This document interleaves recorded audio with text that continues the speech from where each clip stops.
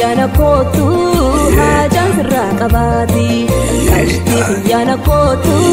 hajan serakabati, onne yana fute situ harka kabati, urgau akatiba shito romiati.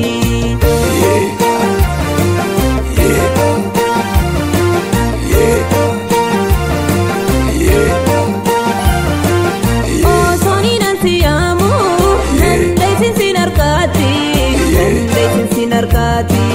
gati sati olgori haraba fanaiti oh soni nanti amu nandai sinsi narkati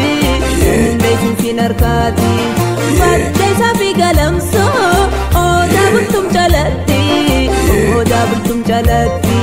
kenya wal garsi banno ruku wajololoti kenya wal garsi banno jalalati